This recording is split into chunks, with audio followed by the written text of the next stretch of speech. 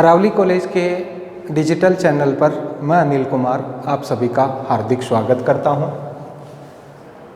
ये video BA second year class के राजनीति विज्ञान के बच्चों के साथ ही साथ कंपटीशन एग्जाम्स देने वाले बच्चों के लिए लाभदायी होगा। मूल अधिकारों पर ये तीसरा वीडियो है। फर्स्ट वीडियो में अपन ने मूल अधिकारों का इतिहास पढ़ा था। दूसरे वीडियो में समानता के अधिकार का विस्तार से विश्लेषण किया था और इस वीडियो में दूसरा मूल अधिकार जो कि स्वतंत्रता का अधिकार है, इसका विस्तार से विश्लेषण करेंगे।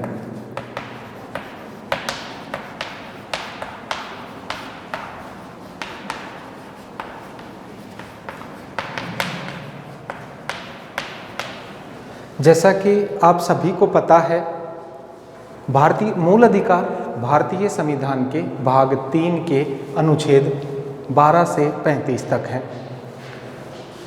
स्वतंत्रता का अधिकार अनुच्छेद 19 से लेकर 22 तक है और स्वतंत्रता के अधिकार से संबंधित अनुच्छेदों की यदि अपन बात करते हैं तो सबसे पहले अनुच्छेद 19। इस अनुच्छेद में 7 प्रकार की स्वतंत्रताएं थी। वर्तमान में इनकी संख्या 6 है। संपत्ति की स्वतंत्रता को 44वें संविधान संशोधन 1978 में हटा दिया गया है और उसे अनुच्छेद 300 क में रख दिया गया है, जहां ये विधिक अधिकार है। यानी एक स्वतंत्रता को इसमें हटाया जा चुका है। वो स्वतंत्रता संपत्ति की स्वतंत्रता है, जिसमें अनुच्छेद 19 का च हटाया गया और वर्तमान में ये अनुच्छेद 300 क में एक कानूनी अधिकार के रूप में है। शब्दों की संख्या के लिहाज से यदि अपन देखें तो अनुच्छेद 19 में 450 शब्द हैं। इसके बाद में शब्दों की संख्या बढ़ी, लेकिन यदि अपन 450 शब्द भी मान लें तो भी शब्दों की संख्या के लिहाज से ये आर्टिकल 19 या अनुच्छेद 19 भारतीय संविधान का सबसे बड़ा अनुच्छेद है। इस अनुच्छेद में 6 स्वतंत्रताओं में सबसे पहली स्वतंत्रता है भाषण व अभिव्यक्ति की स्वतंत्रता।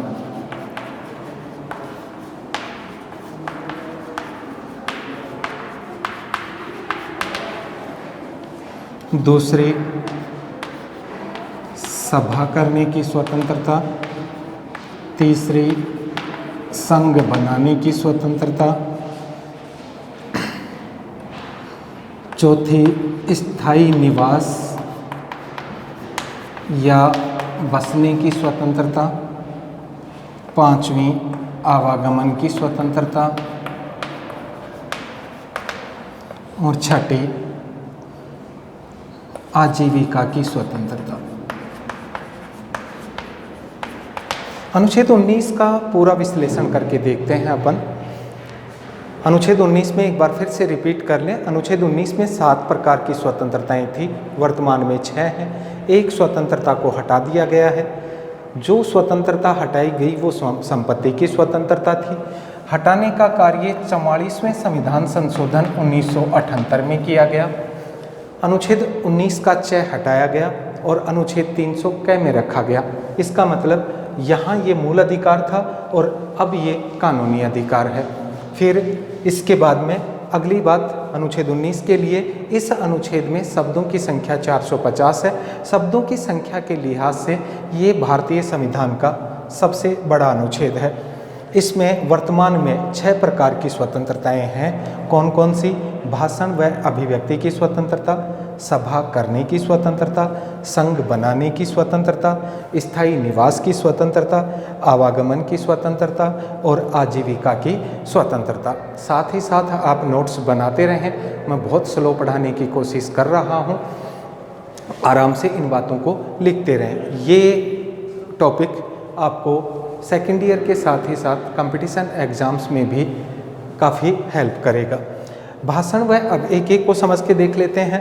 भाषण व अभिव्यक्ति की स्वतंत्रता में ही प्रेस की स्वतंत्रता निहित है और प्रेस की स्वतंत्रता को सभी स्वतंत्रताओं की जननी कहा जाता है। एक बार फिर से सुने, भाषण व अभिव्यक्ति की स्वतंत्रता में ही प्रेस की स्वतंत्रता निहित है और प्रेस की स्वतंत्रता को सभी स्वतंत्रताओं की जननी कहा जाता है। दूसरी स्वतंत्रता सभा करने की स्वतंत्रता।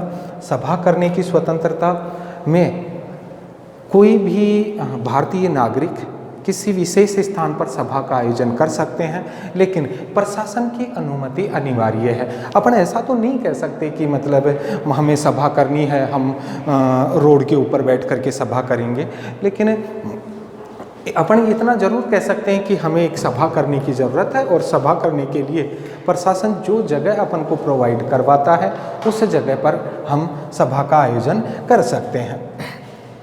संघ बनाने की स्वतंत्रता।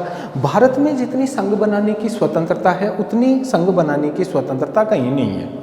आपको हर गांव में तो नवयुवक मंडल मिलेगा, इसके साथ ही मेला समिति, इसके साथ ही एनआरआई लोग भी यहाँ पर आकर के संघ बनाते हैं। इसमें याद रखने वाली बात यह है कि कौन संघ नहीं बना सकता।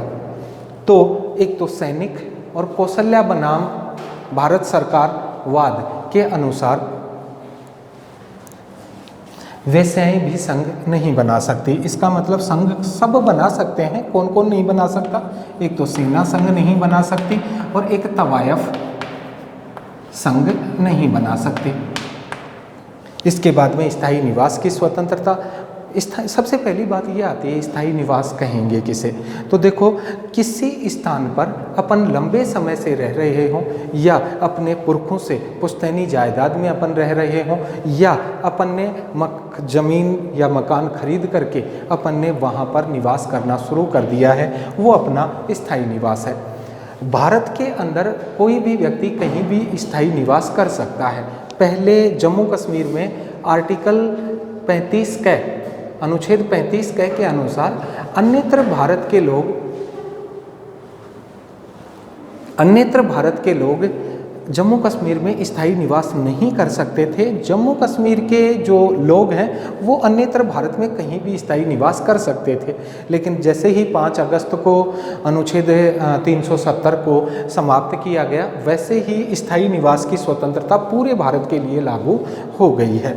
यानी वर्तमान में अन्यत्र भारत के लोग भी जम्मू कश्मीर में स्थायी निवास कर सकते हैं। उसके बाद में अगली बात आती है आवागमन की स्वतंत्रता। भारत का कोई भी व्यक्ति कहीं भी आवागमन कर सकता है, लेकिन एक व्यक्ति को ऐसी जगह नहीं जाना चाहिए जहां जाने के लिए सेना या प्रशासन ने मना किया हो। जैसे किसी जगह पर कर्फ्यू लगा हुआ है, देखते ही गोली मारने के आदेश हैं, तो ऐसी जगह पर मैं कह रहा हूँ या आप कह रहे हैं कि हमें उस जगह पर जाना है, तो ऐसी परिस्थिति में गोली भी अपन को ही खानी है। इसका मतलब सीधा सा ये हुआ, इसका मतलब सीधा सा ये है कि आवागमन की स्वतंत्रता भारत में कहीं पर भी मौजूद है, लेकिन अपन को ऐसी जगह नहीं जाना चाहिए जहाँ जाने से प्रशासन ने मना किया हो या सेना ने मना किया हो। लास्ट 6 नंबर आती है आजीविका की स्वतंत्रता। वैध तरीके से धन कमाया जा सकता है। अपन जो भी कार्य कर रहे हैं वो अवैध नहीं होना चाहिए, तरीका अपना वैध होना चाहिए और इसके बाद में इसके साथ अपन क्या कमा सकते हैं? धन कमा सकते हैं। थोड़े हाल ही में बम्बई बार डांसर बालाएं बनाम तमिलनाडु सरकार, दोबारा सुने वाद कौन सा था? मुंबई बार डांसर बालाएं बनाम तमिलनाडु सरकार मामले में सुप्रीम कोर्ट ने कहा कि नाच करके भी धन कमाया जा सकता है। इसका मतलब ये हुआ कि डांस करके धन कमाना भी आजीविका की स्वतंत्रता में आता है और कमाने के वैध तरीकों में आता है। दोबारा सुने मेरी बात को कि डांस करके धन कमाना भी आज वैध तरीकों में आता है और आजीविका की स्वतंत्रता में आता है। अनुच्छेद 19 क्लियर होगा, एक बार फिर से देख लें इसे। अनुच्छेद 19 शब्दों की संख्या के लिहाज से भारतीय संविधान का सबसे बड़ा अनुच्छेद है। शब्दों की संख्या 450। 7 स्वतंत्रताएं थी, वर्तमान में 6 हैं। कौन कौन सी? भाषण व अभिव्यक्ति की स्वतंत्रता। भाषण व अभिव्यक्ति की स्वतंत्रता में ही प्रेस की स्वतंत्रता या प्रिंट मीडिया की स्वतंत्रता शामिल है। प्रेस की स्वतंत्रता को सभी स्वतंत्रताओं की जननी कहा जाता है। सभा करने की स्वतंत्रता, प्रशासन की अनुमति से सभा का आयोजन किया जा सकता है। संघ बनाने की स्वतंत्रता, सभी संघ बना सकते हैं, सैनिक और तवायफ संघ नहीं बना सकते। स्थायी निवास, आर्टिकल 370 के हटने के बाद भारत का कोई भी व्यक्ति कहीं भी स्थायी निवास कर सकता है। आवागमन की स्वतंत्रता, प्रशासन और सेना ने मना नहीं किया हो इसके बाद में कहीं भी आवागमन किया जा सकता है। आजीविका की स्वतंत्रता, वैध तरीकों से धन कमाया जा सकता है, जिसमें वैध तरीकों में हाल ही में डांस को भी शामिल किया गया है। अगला देखते हैं अनुच्छेद 20।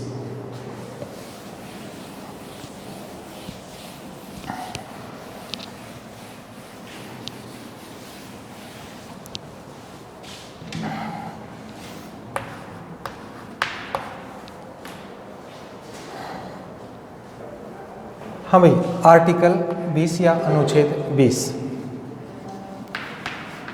दोष सिद्धि के संबंध में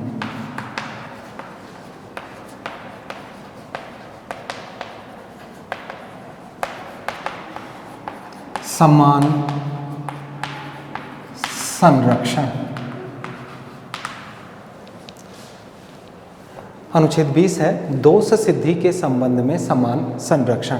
सबसे पहली बात जो मैंने आपको फर्स्ट वीडियो में ही बता दी थी कि अनुच्छेद 20 और 21 आपातकाल में भी लागू रहते हैं।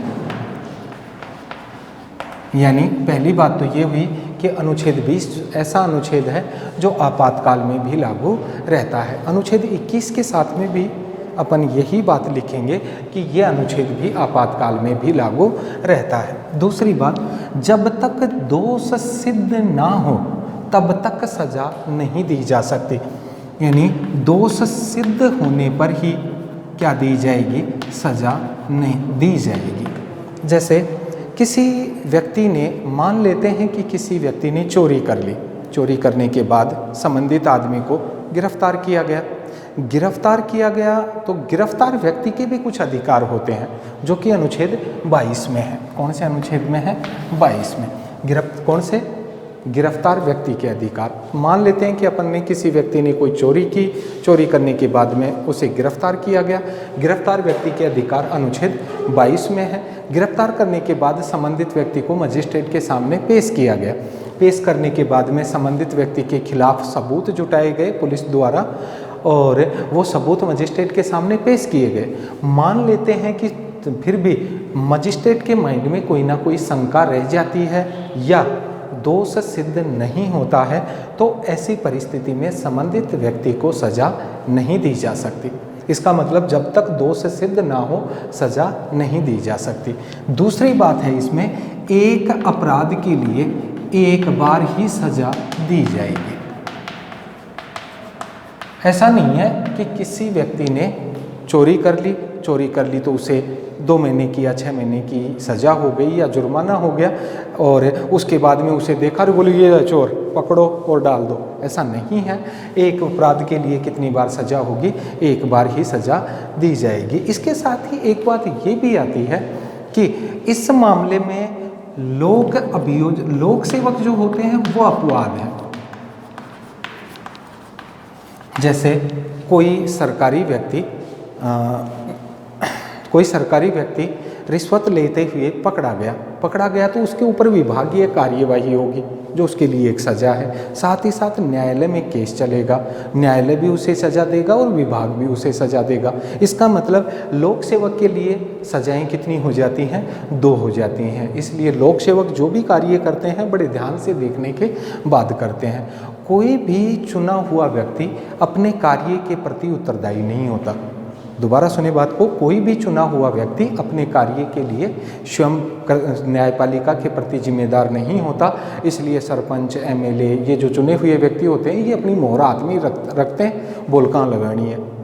इसका मतलब सीधा सा क्लियर हो गया होगा कि एक अपराध के लिए एक बार ही सज़ा, लेकिन लोक सेवकों को डबल सज़ा हो जाती है।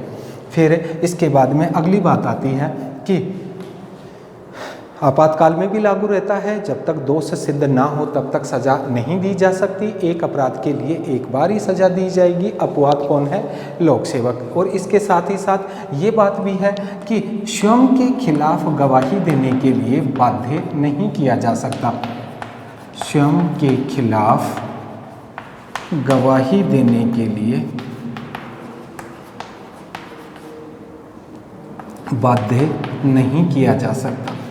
इसका मतलब सीधा सा ये है कि कुछ व्यक्तियों ने मिलकर के और कोई अपराध किया, पुलिस उस अपराध के बारे में पूरे से अच्छे से पता नहीं लगा पाई, तो उस अपराध से जुड़े हुए लोगों में से किसी एक को वो सरकारी गवाह बना लेना चाहती है ताकि अपराध की परत खुल जाए। लेकिन इसका मतलब ये तो है कि वो उनको काउंसिल कर सकती है कि हम आपके लिए सज़ा को कम करने का प्रयास करेंगे, लेकिन इसका मतलब ये बिल्कुल भी नहीं है कि वो खुद के खिलाफ गवाही दे। इसीलिए थाने में दी गई गवाही कोर्ट में मान्य नहीं होती। अनुच्छेद 20 आपको अच्छे से समझ में आया होगा, एक बार फिर से देख लें। अनुच्छेद 20 में दोष सिद्धि के संबंध में समान संरक्षण, मोटे तौर पर इसमें 4 बातें हैं। आपातकाल में भी लागू रहता है। जब तक दोष सिद्ध ना हो तब तक सज़ा नहीं दी जा सकती। एक अपराध के लिए एक बार ही सज़ा दी जाएगी। अपवाद है इसमें लोक सेवक, और खुद के खिलाफ गवाही देने के लिए बाध्य नहीं किया जा सकता। इसके बाद में अपन देखते हैं अनुच्छेद 21।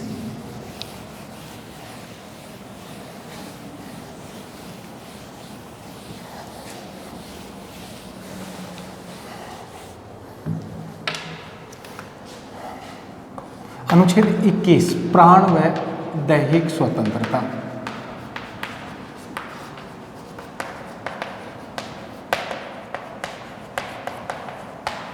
सबसे पहली बात, अनुच्छेद 20 और 21 आपातकाल में भी लागू रहते हैं। इसका मतलब ये अनुच्छेद भी आपातकाल में भी लागू रहता है। दूसरी बात, प्राण व दैहिक स्वतंत्रता, इसी को जीवन जीने का अधिकार भी कहा जाता है।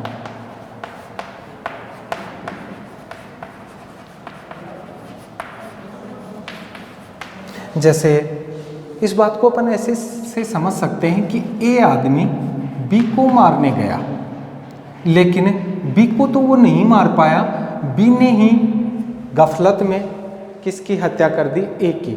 तो क्या बी को सजा होगी? भारतीय संविधान के अनुच्छेद 21 के अनुसार नहीं होगी। लेकिन वही बात है कि जो साबित हो जाए वो जुर्म है।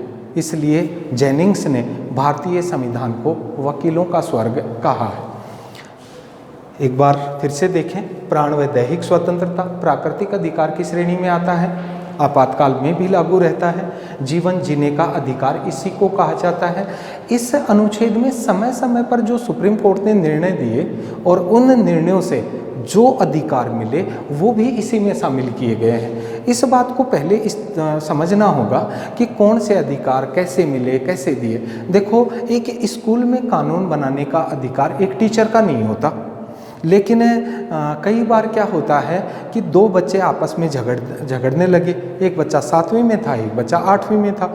झगड़ने लगे तो क्या हुआ कि दोनों में से कोई एक या दोनों बच्चे अपने टीचर के पास चले गए। वहाँ जाने के बाद टीचर ने दोनों की बातों को गौर से सुना। गौर से सुनने के बाद टीचर ने कहा कि इस बच्चे की गलती है, और संबंधित बच्चे को उसने धमकाया या समझाया जो किया। इसके साथ ही साथ टीचर ने ये भी कहा कि 8वीं के बच्चे जहाँ पर झगड़ा हुआ वो उधर नहीं जाएंगे, 7th वाले इधर नहीं जाएंगे। इसका मतलब कानून तो बन गया। बनाया किसने? एक टीचर ने। क्या एक स्कूल में कानून बनाने का अधिकार टीचर का है? बिल्कुल नहीं। इसका मतलब सीधा सा ये हुआ कि यहाँ कानून तो बना है, बनाने वाला टीचर है, जिसे कानून बनाने का अधिकार नहीं है। ऐसा ही इन अधिकारों में है। मूल अधिकार देने का कार्य संसद का है, लेकिन कई मामलों में निर्णय देते समय कुछ अधिकार जनता को सर्वोच्च न्यायालय द्वारा दे दिए जाते हैं या अपने आप भारतीय जनता को प्राप्त हो जाते हैं। इन अधिकारों को भी अनुच्छेद कौन से में रखा गया है? 21 में रखा गया है। एक बार फिर से सुनिए बात, सर्वोच्च न्यायालय किसी मामले की सुनवाई कर रहा हो और सुनवाई करते समय कुछ अधिकार अपने आप ही किसको मिल जाते हैं, जनता को मिल जाते हैं। उन अधिकारों को भी अनुच्छेद 21 में रखा गया है।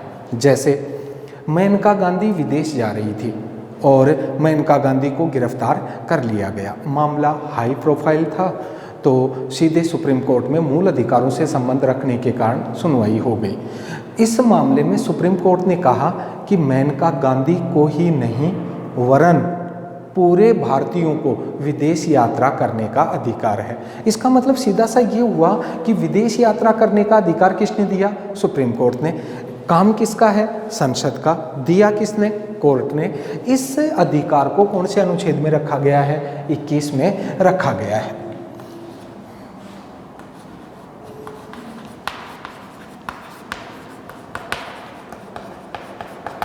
उन्नीस सौ 91 में आर्थिक मंदी आई। आर्थिक मंदी के बाद, आर्थिक मंदी देखो सबसे पहले पशुओं वगैरह में आती है, फिर उसके बाद में बच्चों में आती है।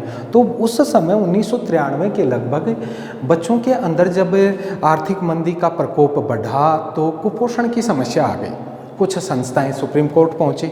सुप्रीम कोर्ट ने मामले की सुनवाई करते समय कहा सभी बच्चों को पोषण का अधिकार प्राप्त है, और इस पोषण के अधिकार को भी कौन से अनुच्छेद में रखा गया है? अनुच्छेद 21 में रखा गया है। सुप्रीम कोर्ट ने इस मामले में तो और ज़्यादा बात की और आगे ये कहा कि पोषण के अधिकार को सुनिश्चित किया जाना चाहिए, और पोषण के अधिकार को सुनिश्चित किया गया। और आपको ध्यान हो तो 1995 में मिड डे मील योजना चलाई गई। कौन सी योजना चली? पोषण के अधिकार को सुनिश्चित करने के लिए मिड डे मील योजना चलाई गई। किसके निर्देश पर? सुप्रीम कोर्ट के निर्देश पर। इसके बाद में अगला देखते हैं। इस तरह के बहुत सारे अधिकार हैं, जैसे आधार कार्ड, बहुत सारे आधार कार्ड रोड के ऊपर पाए गए। रोड के ऊपर पाए गए तो क्या हुआ, अखबारों वगैरह के अंदर ये बातें छपी। सुप्रीम कोर्ट ने स्वतः संज्ञान लिया और कहा कि ये तो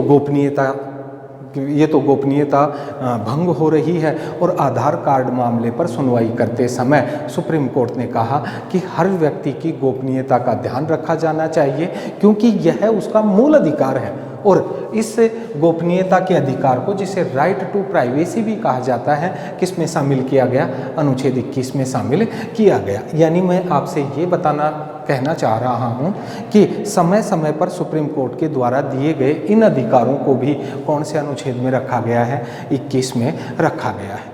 इसके बाद में अगला आता है अनुच्छेद 21 कै।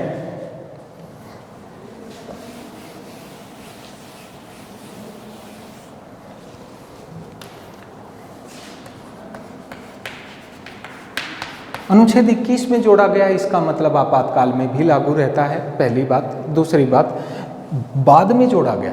कब? 86वें संविधान संशोधन 2002 में। क्या कहा गया है इसमें कहा गया है कि 6 से 14 आयु वर्ग के बच्चों को अनिवार्य व निःशुल्क शिक्षा का प्रावधान किया जाएगा। 6 से 14 आयु वर्ग के बच्चों को अनिवार्य व निःशुल्क शिक्षा दी जाएगी।